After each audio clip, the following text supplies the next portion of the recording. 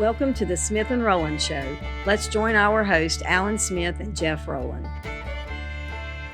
Good morning, ladies and gentlemen. It's another thrilling episode of the Smith and Rowland podcast.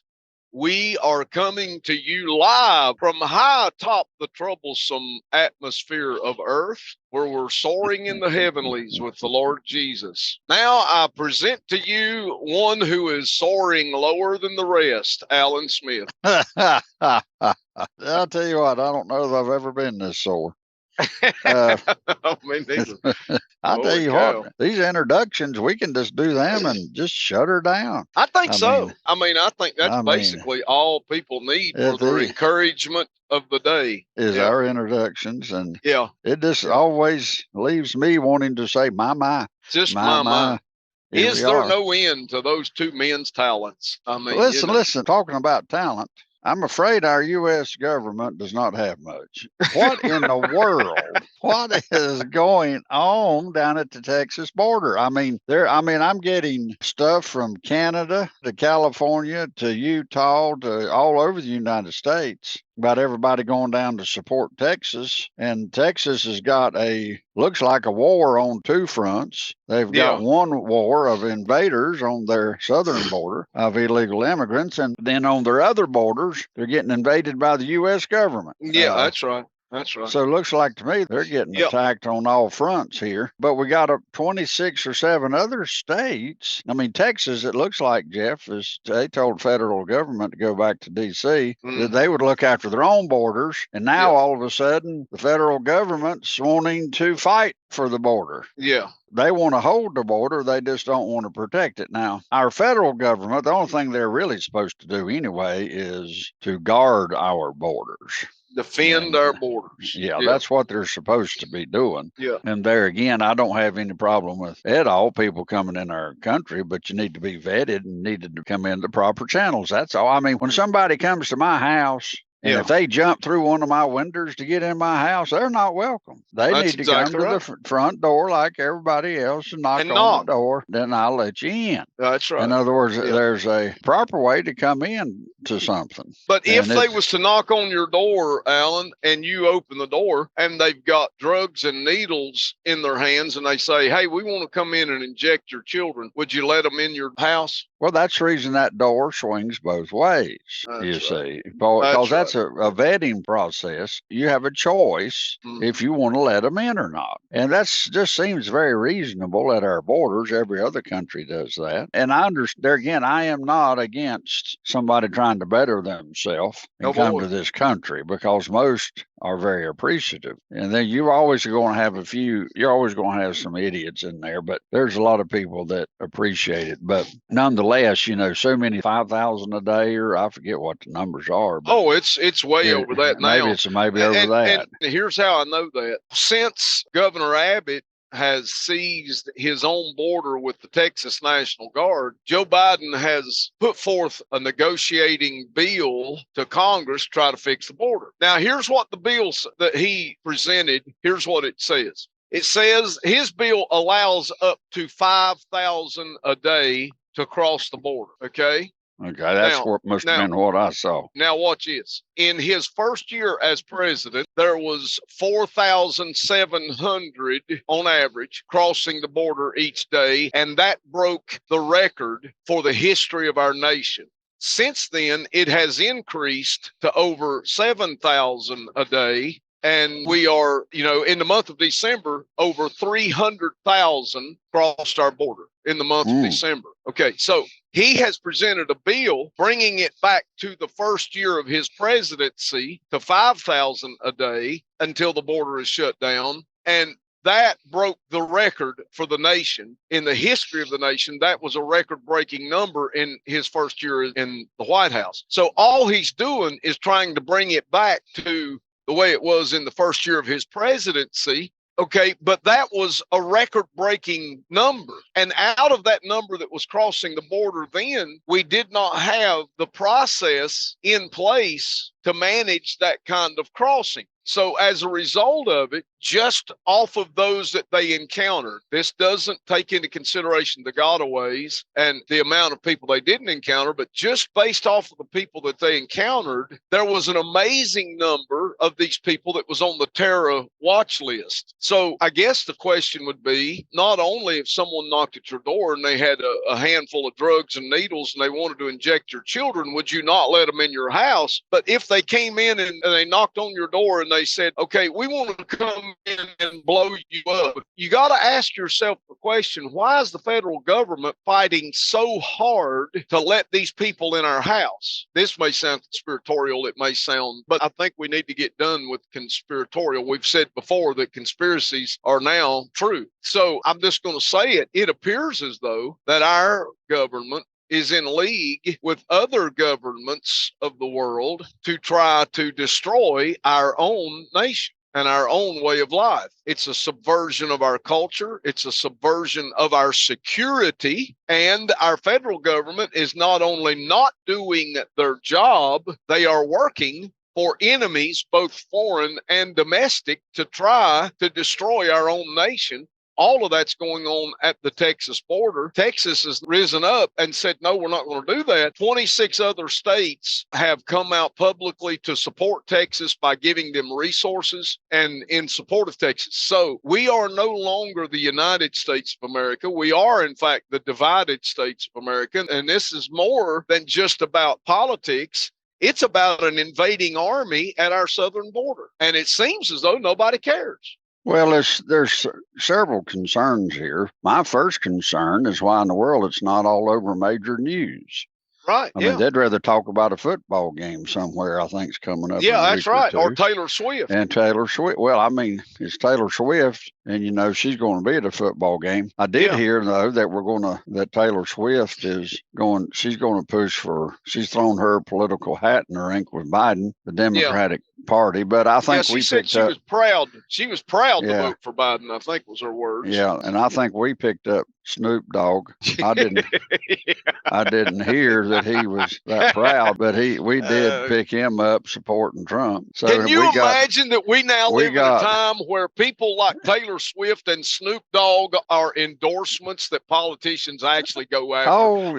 They have sense enough to lead our nation. I got to tell you, we're in some bad trouble. Kid Rock. Well, no, I honestly think they're going after Joey Gregg's endorsement too over here in college. They need his endorsement because Joey's so smart. Well, what it is, you're in a world now of influencers, they call it. You see, it used to be that as when you were young, you'd grow up, teenagers or preteen, teenager, you'd grow up in high school and you'd want to be a fireman or a doctor or some type of thing that would contribute to society. But today, when there's been polled that age group, what do you want to be? And you grow up and they say, well, it's an influencer. I want to be on the internet. But a lot of them's upset when they didn't realize they'd have to work to be an influencer. So anyway, that one's not working out as good as they thought. But anyway, today you have what's called influencers, Jeff, and you can't get away from it. And it just so happens that influencers are people who have the most likes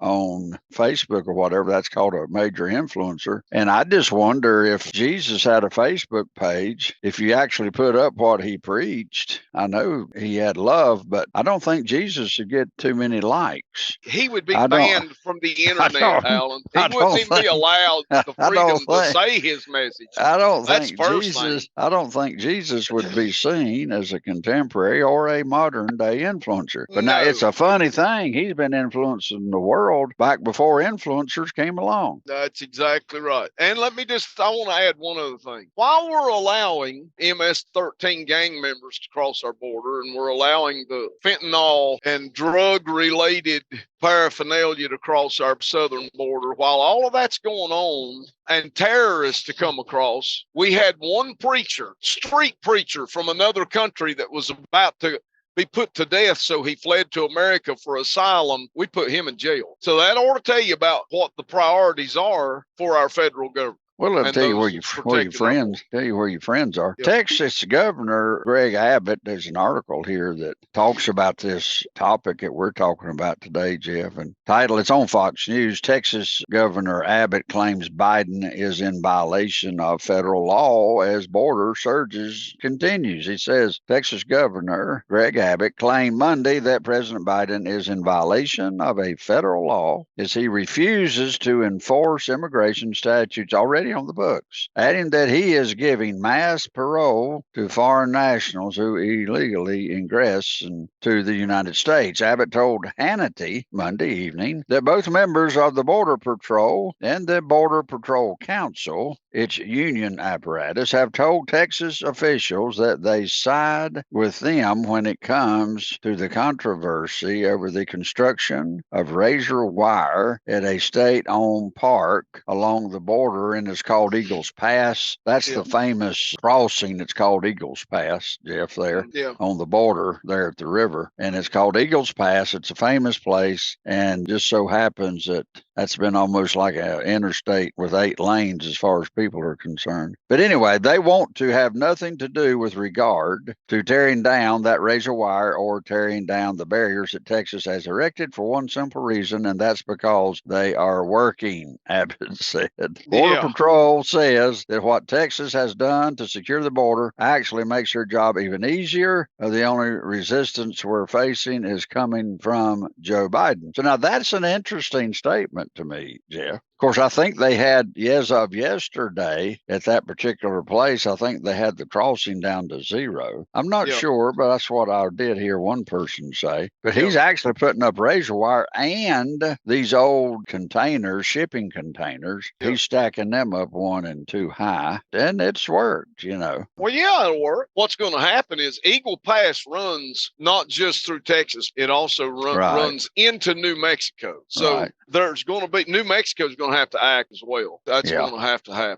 And the other states are going to have to help in this pursuit. But isn't it sad that we can no longer trust our federal government to do their job? Yeah, it is, but I'm not too bent out of shape when it comes to, I mean, they're just not doing their job. That's okay. You're not doing your job. Or if you're not doing your job, why did you wake up? I'll do my job. I'll look after my borders. Okay, you're not doing your job. Okay, that's sad. But that's not our biggest problem here, Jeff. Our biggest problem is our federal government is wanting to keep the state of Texas from doing their job. That's exactly right. And that goes to my point of we got to figure out why. And the only thing that you can conclude is that they have a dog in the hunt. They're fighting hard to keep the borders fluid and open where anybody can come across. And you got to ask yourself, why? Because this is detrimental to our own country, to our own security and everything else. So are they in league with some other group or some other nation to try to destroy our nation from within? Is that what's going on? Well, I'm just asking pretty much. Well, I have the answer. Okay. I asked Google Smith, and here's what he came up with. You see, the Democrats, really and truly, unless something's done that's illegal or what, Democrats cannot win in the ballot box.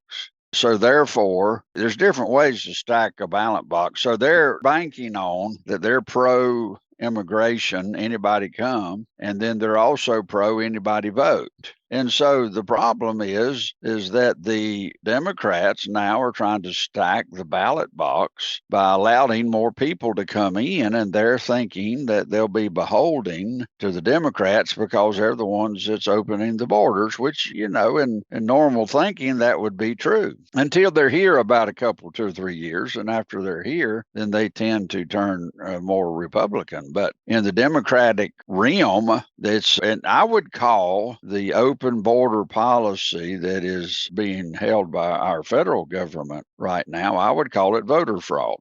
If you want to call it what it is. If you want to call it what it is, that's what it appears. I mean, they're non-citizens. When did we vote that non-citizens have a right to vote in our election? Well, I heard Obama giving advice. I could be corrected, but, you know, the way AI is today. But in this little clip, he was sitting down at an interview and telling this one lady, he was being interviewed by this lady, and she was an immigrant. I'm thinking, you were led to believe she was an illegal immigrant, and that's not belittling her as a person. But he said, you should be able, she said she thought she should be able to vote because she contributed to the economy. She's here working, paying taxes. And because she was doing those things, it was under this idea that she should be able to vote. And it appeared to me in Obama's response that he was agreeing that she should not give up that right to vote since she is. So here's my point. My point is, how do you define who and what a citizen is and looks like? Yeah. So what's being challenged is who is a citizen of the United States? Who's a citizen? Yeah. And then what's being challenged, should more people be able to vote that are not citizens? Well, you and I know just because somebody pays taxes doesn't qualify. I mean, you're going to have to change the laws, but that doesn't qualify you as being a citizen. No, it does not. It absolutely does not. Now, not. if you change the law, there's not a thing if you change the law, you change the law. But if you got a law there that says, no, that's not the way you become a citizen, so you can vote, you know what I'm saying? And part of our problem today, Jeff, and I'm just going to go ahead and say it, this is another example of the woke movement. In the woke movement, you don't have to be a member of something, but you have a voice and everybody thinks they can vote. That's right. And so, for instance, I'm going to give you an example. We got a little church problem out at Kansas City, out at IHOP, International House of Prayer.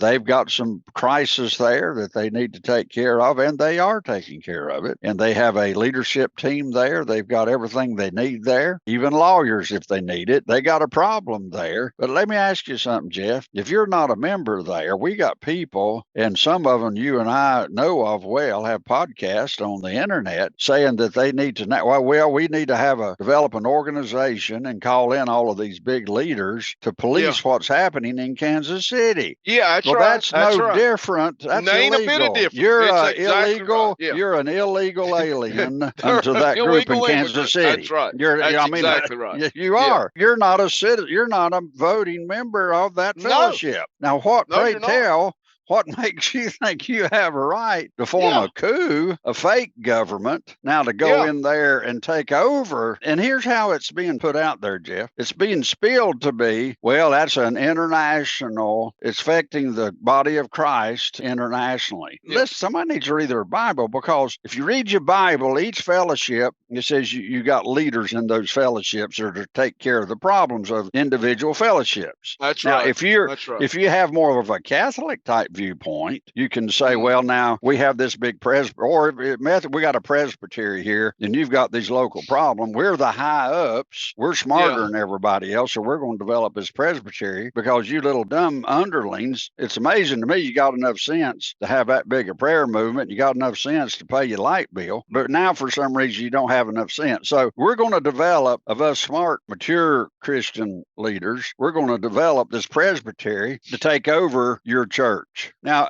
there again, Jeff, I might sound a little harsh there, but I don't see any difference. There's than no Biden. difference. I mean, that's the woke movement. Here you got somebody that we have a bad problem of. We don't have our nose in what business we need to have it, and we got it in everybody else's business that we don't need to have it. That's exactly right. That's just what I think about and it. It's the same idea at IHOP. They're denying the priesthood of the believer and denying the people that attend IHOP to govern their own selves through proper leadership structure over a church. And in the nation, the federal government is denying the people's rights because they simply think the people are too dumb to do it themselves. Mm-hmm. And the truth of the matter is, if the people had their way, we wouldn't be $34 trillion in debt. That's exactly right. And we wouldn't have a border that's wide open, welcoming every terrorist and drug smuggler into our country. Those things wouldn't be happening. You see, Jeff, let me say this. If you've got a family and you're in a country that your family's going to be killed and you're starving, I'd be sitting on our border if I could get here. Absolutely. I don't and you know blame, what? I would welcome them in. And me too. I'm saying I'm not against people trying to do better in this life and death situations. The Bible tells us that you're going to have sojourners and yes. You're going to have how we're supposed to treat them. So now I don't want people to mistake what we're saying. We just know that listen, if you come knock at my door, Jeff, and you say, can I come in and eat? Well, I'm going to vet you just a little bit. And then if I feel okay, I'll let you into my house, come in, sit down at the table and eat. I don't mind feeding you, Jeff. Right. But let me tell you this: if there's 500 knocking on my front door and I don't have a table, but it'll feed 8. Yeah, that's somewhere right. somewhere or There's another, a you got to problem. say you're overwhelmed. I can help, but I can't do this much. Yeah, that's right. That's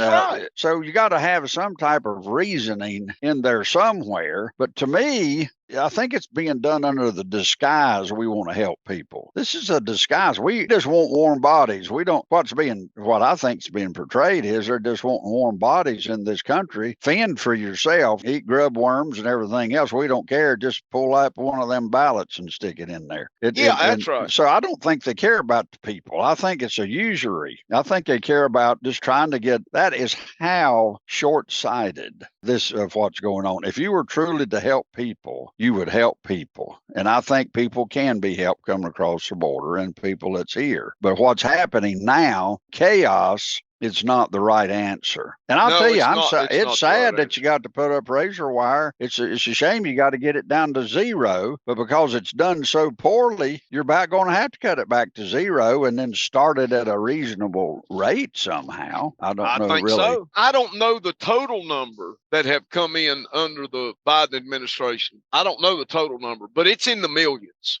Okay. Mm-hmm. And I want to say it's somewhere in the neighborhood of 8 million that have come in since he's been president. Just think about that for a second. 8 million people. Please think about that. Well, I mean, you don't have well, that could sway an election right there. Absolutely, it could. That could actually. And we don't have the tax base to take care of that many people. Well, that's the reason I'm saying if somebody comes knocking on your front door and say they need something to eat, and you let them, you vet them, you say, okay, yeah, come in. They sit down at your table and you feed them. Well, I mean, that's good. Now, as I was saying a minute ago, if you got 500 at your front door, then and I say, listen, I can't take but 8 of you. And then all of a sudden the other ones say, yeah, I'm coming anyway. All of a sudden they push through the door, they tear down the door. They come on in the house anyway, so you're getting up at 500 people in your house or something about that's out of order. Well, they ain't nobody going to eat then. No one's going to eat. That's the problem. It's you got to do the little bit of math. Somebody's got to think here, and so you can't process it. You can't take care of it. Let me tell you, you can't do what's proper.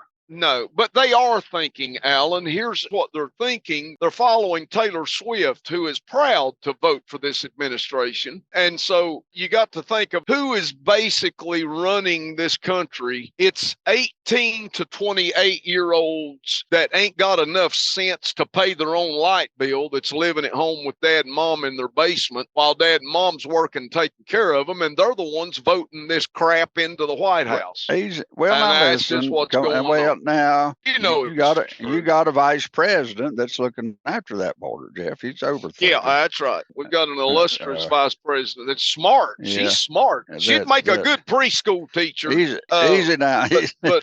Or a nursery worker. Maybe we need her in the nursery. She could take care of kids at that age, but that's about all. Might make a good nursery worker, but she wouldn't make a good nursery worker in church. I apologize. I apologize here on the air that I brought up that thought, knowing what it was going to do. It's just true, though. I mean, it's true.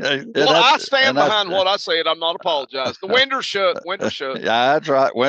Given Biden's actions or lack thereof, Abbott reiterated his long-standing assertion that Texas, therefore, is legally permitted to defend itself from an invasion under Article 1, Section 10 of the Constitution. Now, let's take this thing, let's bump it up a level. This is not just about immigration, people coming across the border. This is an invasion. When you get up to these numbers, forget everything. It's an invasion that Texas cannot take care of. It's an invasion into their economy. And so what that Texas governor did, he started renting buses and shipping them to all of these sanctuary cities, which I know he dumped a lot of them out right at the doorstep of some of these Congress people. But anyway, I don't know what else he's supposed to do as an invasion. Well, listen, you've got over the last 3 years, you're teeter-tottering on the edge of as many people coming across the borders what lives in your state. I don't know how you could expect the governor not to take some kind of action and say, hey, will somebody up in Minnesota please help me just a little bit? I mean,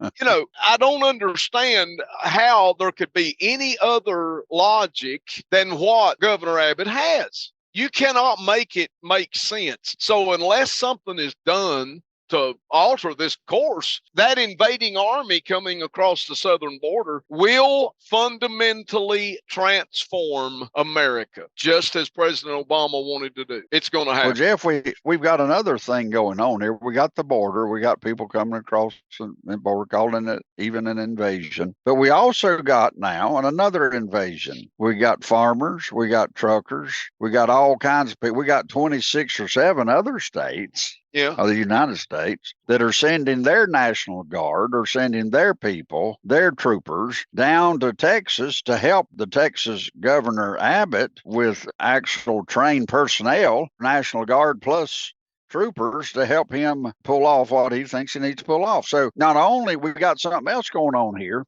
we got Americans rising up to back up and to agree with this governor of Texas. It's not, and the people that it's sending down there that's invading Texas from the north now are U.S. citizens, which see the U.S. government as wanting and going to invade Texas. And so you got more than half of the states backing with that, saying, no, you're not.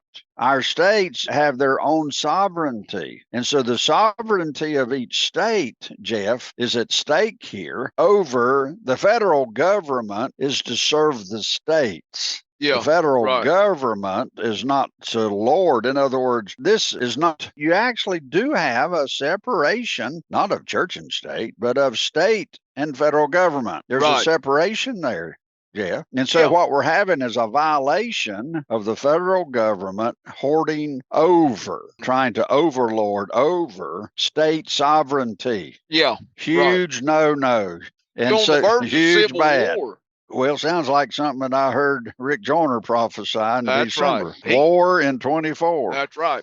And he has already given a prophecy of states that were coming against federal law enforcement agencies that would rise up and create a civil conflict in America. He gave that prophecy. That's been... Well, we're having a civil conflict when you got 26 states invading from the north to help Texas, and with their invasion from the south, Texas is technically being invaded at all of its borders. And trying to find out who is its friends. Well, it's its other like states are coming. So we've got a huge thing going on here, Jeff. I can't understand why every other news forum is not talking about this, but some are totally your major news outlets are totally ignoring that anything's even happening in Texas. That's right. Well, listen, I think we need to pick up on it again maybe tomorrow. I do too. This is a serious topic, and I'm not, there again, I'm bewildered at why everybody's not seeing what's happening here. Yeah, me too. The only thing I can say is that this election cycle, this election year, it'll be about the border. And I remember an election where it was about the border, and who won that election? It was Donald Trump. So I'm just saying. Let's see what happens. Okay, buddy. All right. Have a good day, Mr. Smith. You too there, Mr. Rowland. See you. Bye-bye. Thank you for joining today's Smith and Rowland Show. You can check out our website at kingdompropheticsociety.org and our daily Unplugged podcast at smithandrowlandshow.podbean.com. You can also join us on Amazon, Apple, or Spotify.